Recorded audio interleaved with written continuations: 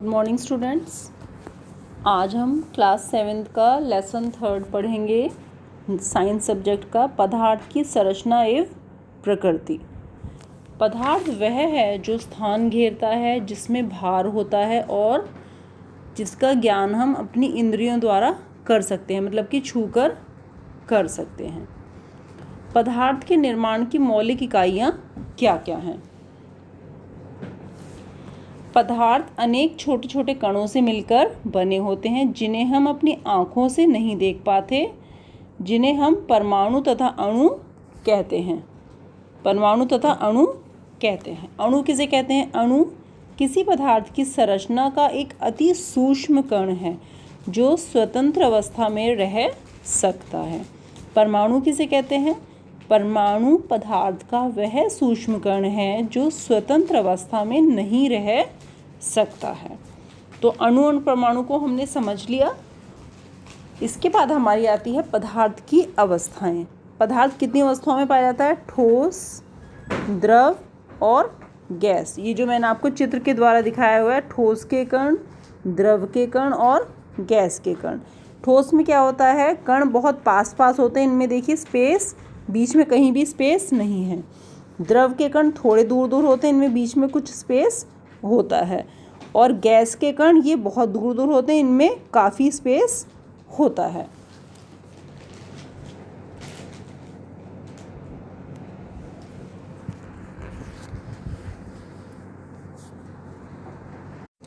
अब इसके बाद हमारा आता है तत्व एवं यौगिक।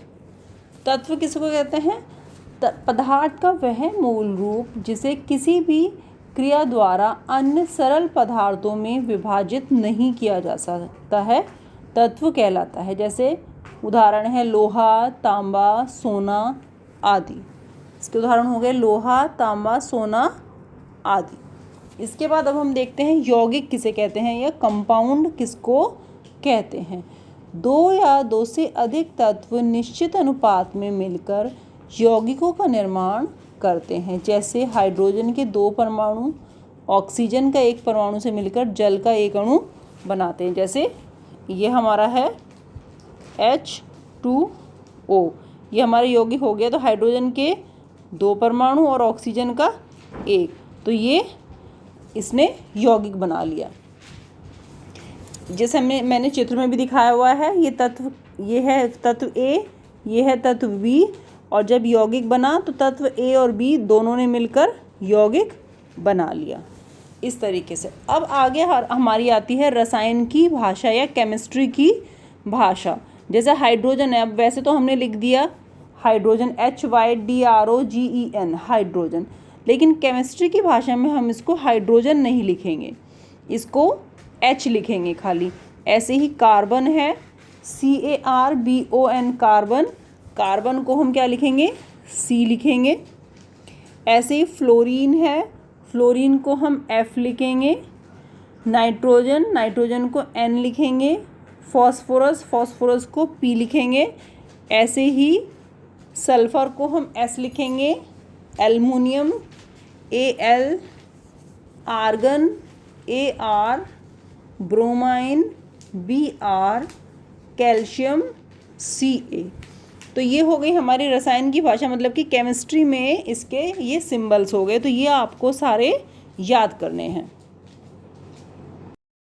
अब हमारे कुछ तत्व और हैं, जैसे क्लोरीन है, chlorine Cl, cobalt CO, helium He, magnesium Mg, neon Ne, silicon Si।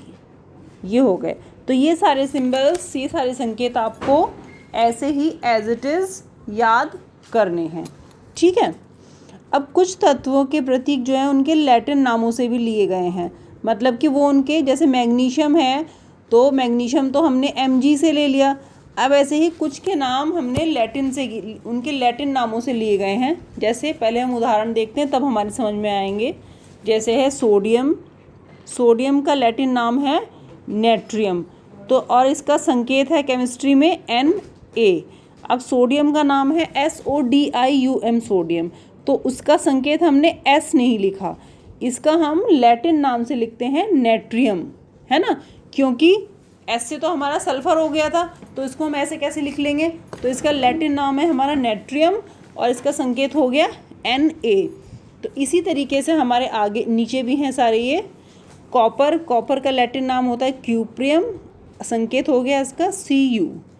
Iron, iron का लैटिन नाम हो गया फेरम, फेरम का संकेत हो गया Fe। पोटेशियम, पोटेशियम का लैटिन नाम हो गया हमारा कैलियम और इसका संकेत हो गया K। सिल्वर, सिल्वर का लैटिन नाम हो गया अर्जेंटम, इसका संकेत हो गया Ag। ऐसे ही गोल्ड, गोल्ड का लैटिन नाम है ऑरम और इसका संकेत हो गया AuRum, ऑरम। मरकरी, मरकरी का लैटिन नाम है हाइड्रेजायरम, HYDRARGYRUM, इसका संकेत हो गया हमारा Hg। तो ये हो गए हमारे सारे केमिस्ट्री के संकेत। अब इसके बाद हम पढ़ते हैं प्रतीक का महत्व। जो हमने सारे सिंबल्स अभी तक पढ़े, सारे लैटिन नाम, और उससे पहले ये सारे स्टूडेंट्स आपको सारे सिंबल्स याद करने हैं, है ना, तभी हमारा आपका केमिस्ट्री का बेस मजबूत होगा। ये सारे सिंबल्स आपको याद होने चाहिए। अब हम पढ़ते हैं प्रतीक का महत्व। इन सिंबल्स का महत्व क्या है, इनकी इम्पोर्टेंस क्या है।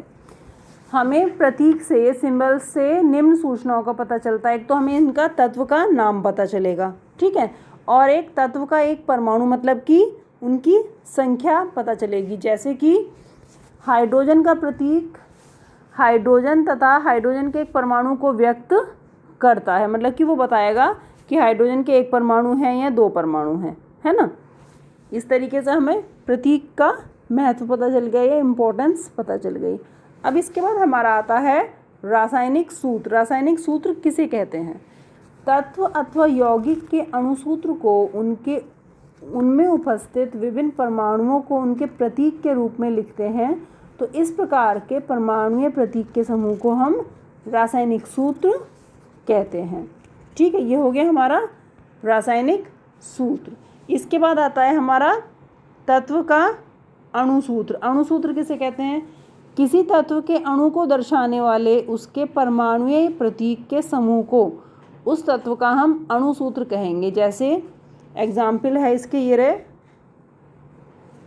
ऑक्सीजन हो गया, नाइट्रोजन हो गया, N2, chlorine, Cl2, bromine, Br2, iodine, है ना। ये हो गए हमारे तत्व के अणुसूत्र। अब परमाणुकता क्या होती है? अब हम पढ़ेंगे परमाणुकता क्या होती है। किसी तत्व के एक अणु में उपस्थित परमाणुओं की संख्या को उसकी परमाणुकता कहते हैं। जैसे ये हाइड्रोजन H2 हो गया, ये N2 हो गया, ये P4 हो गया, ये S8 आ गया, है ना। यह तत्व के अणुसूत्र लिखने में उसके प्रतीक के दाईं ओर नीचे लिखी जाती है। जैसे मतलब कि हाइड्रोजन, ये है हाइड्रोजन, तो इसकी परमाणुकता इसके हम नीचे यहाँ H2 ऐसे लिखेंगे। ऐसे ही है P, इसकी परमाणुकता क्या है? 4, तो ये इसके नीचे लिखी जाएगी, दाईं ओर इसके नीचे लिखेंगे हम।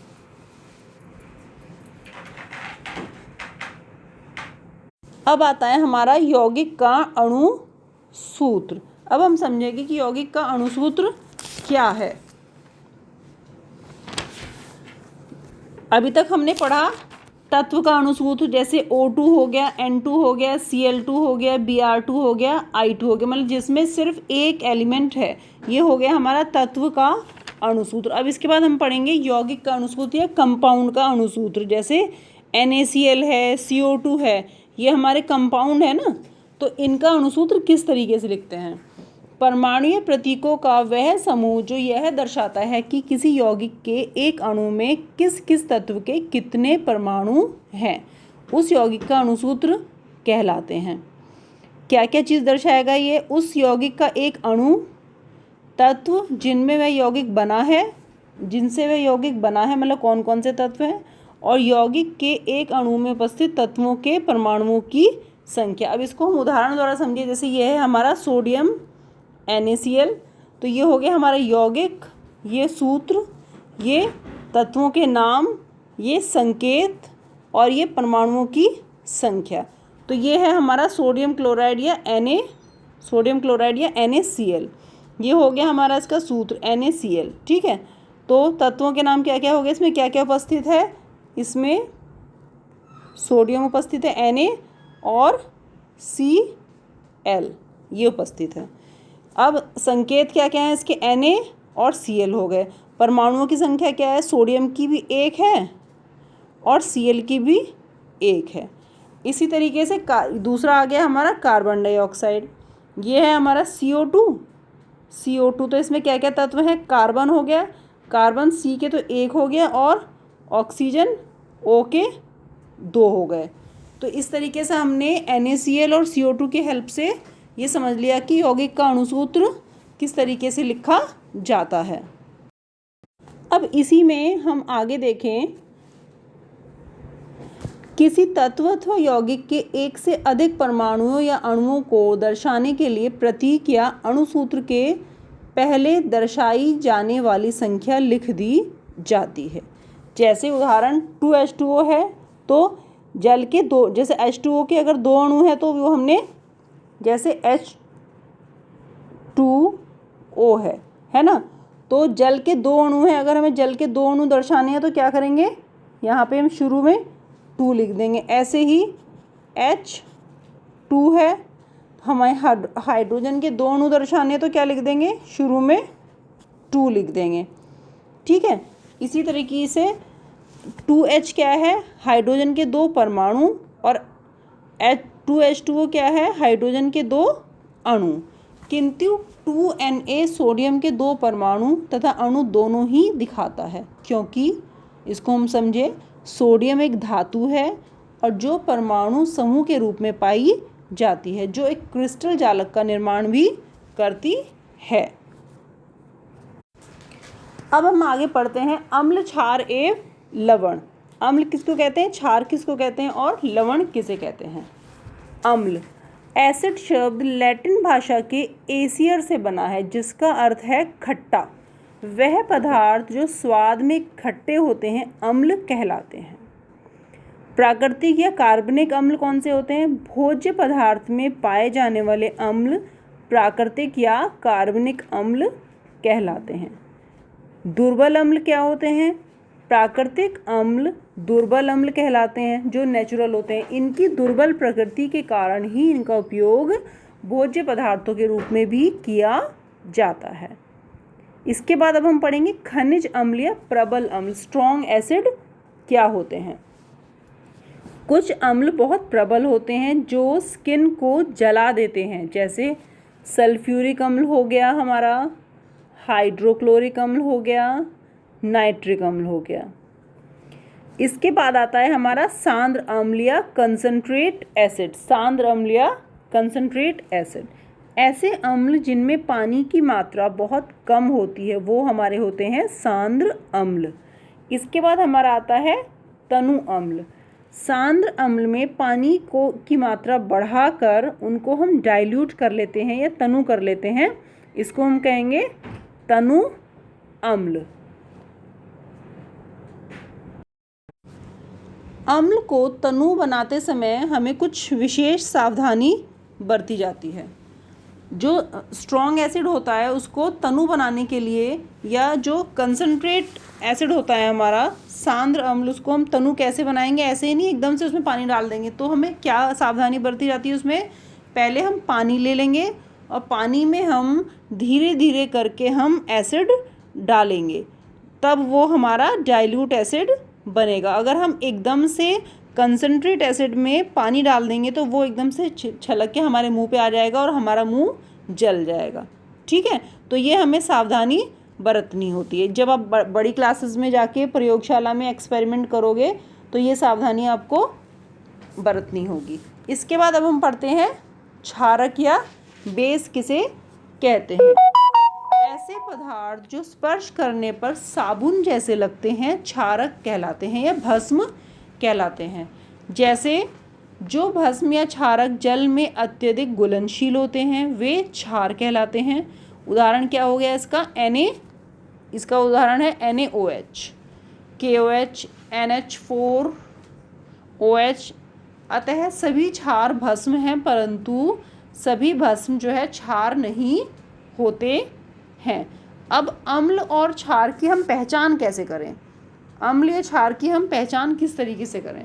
तो अम्लीय क्षार की पहचान के लिए कुछ इंडिकेटर्स होते हैं जिनको हम सूचक कहते हैं।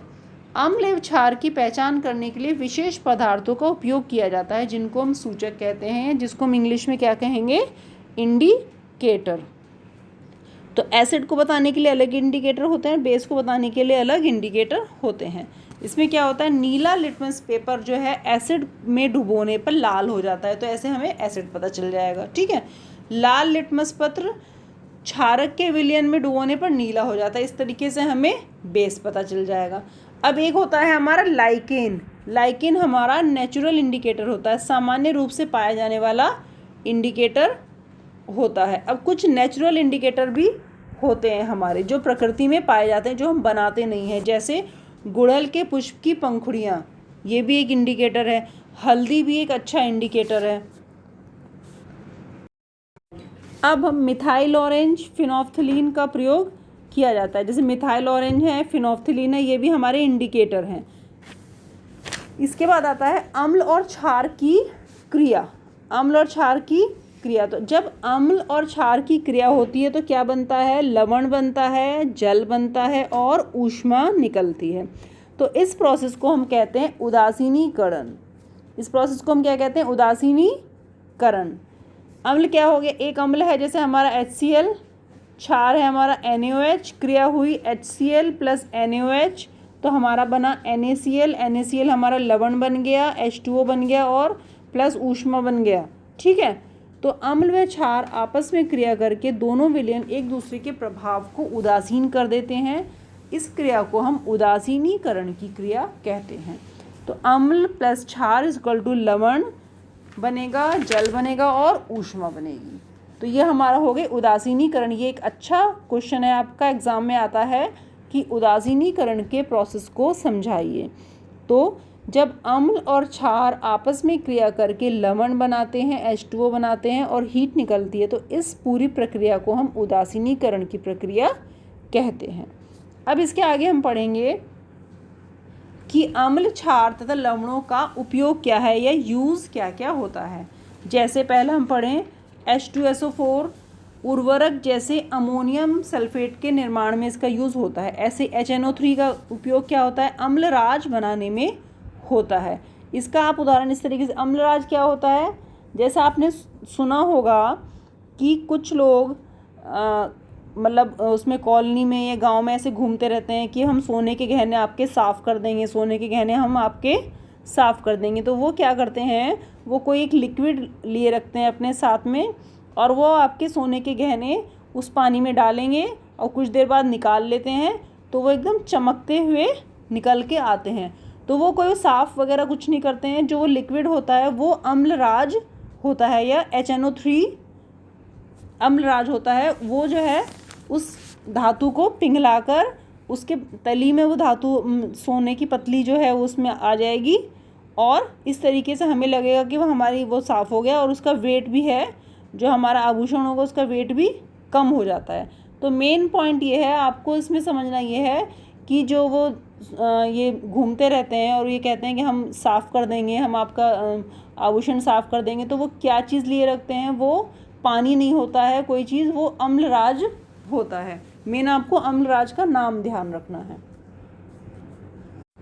ऐसे ही आगे हैं अब ये, जैसे HCl का यूज़ क्या होता है? क्लोरीन के निर्माण में। NaOH का यूज़ क्या होता है? साबुन के निर्माण में। NaCl का यूज़ क्या होता है? क्लोरीन के निर्माण में। ठीक है, अब इसके बाद हम इस चैप्टर की कुछ मेन पॉइंट्स को दोबारा रिवाइज कर लेते हैं। क्या क्या पॉइंट्स हैं हमारे ये? पदार्थ की 3 अवस्थाएं होती हैं, ठोस, द्रव और गैस। ठोस में पदार्थ के कण एक दूसरे से बहुत निकट होते हैं, जैसा कि मैंने पीछे आपको चित्र के द्वारा भी समझाया है। द्रव में पदार्थ के कण ठोस की अपेक्षा एक दूसरे से अधिक दूरी पर होते हैं। गैसीय अवस्था में पदार्थ के कण काफ़ी दूर दूर होते हैं। ये मैंने आपको चित्र के द्वारा समझाया था। खट्टा पदार्थ क्या होता है? अम्ल होता है। कड़वा व कसैला पदार्थ क्या होता है? बेस होता है, मतलब कि क्षार होता है। और लिटमस, हल्दी, गुड़हल ये हमारे नेचुरल इंडिकेटर हैं या प्राकृतिक इंडिकेटर हैं।